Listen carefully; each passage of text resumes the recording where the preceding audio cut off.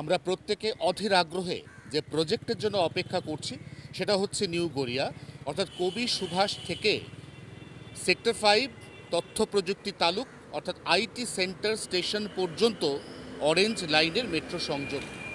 ইতিমধ্যেই Kolkata metro rail কর্তৃপক্ষ ইঙ্গিত দিয়েছেন সব কিছু ঠিকঠাক চললে চলতি বছর 2026 25শে ডিসেম্বর বড়দিনের মধ্যে কমার্শিয়ালি এই অংশে পরিষেবা চালু হবে, যার অর্থ একেবারে কবি সুভাষ থেকে এক মেট্রোয় পৌঁছে যাওয়া যাবে তথ্য প্রযুক্তি তালুকে।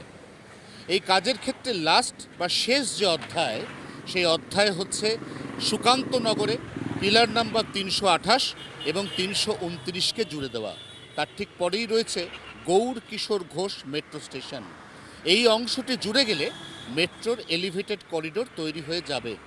আজ বিকেল থেকে আগামী 72 ঘন্টার মধ্যে প্রথমে এই জোড়া লাগানোর কাজ শেষ হয়ে যাবে এবং তারপর মেট্রো করিডোর তৈরি হয়ে গেলে আগামী 1 মাস অর্থাৎ অগাস্ট মাসের 21 তারিখ পর্যন্ত সেখানে রেলিং বসানো, লাইন পাতা এবং সিগন্যালিং ব্যবস্থা তৈরির কাজ সেগুলো পর্যায়ক্রমে হবে।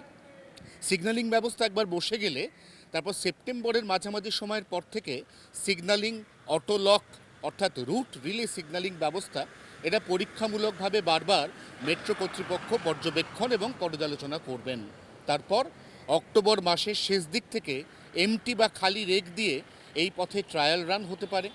একাধিক ট্রায়াল রানের পর ডাকা হবে কমিশনার অফ রেল সেফটিকে। তিনি যদি এই বর্ধিত অংশের ছাড়পত্র দেন তাহলে অর্থাৎ সব কিছু ঠিকঠাক চললে চলতি বছরের বড়দিনে এক মেট্রোয় কবি সুভাষ থেকে সোজা পৌঁছে যাওয়া যাবে আইটি সেন্টার মেট্রোয়, যা আপনাকে মিট করাবে উইপ্রো মোড়ে।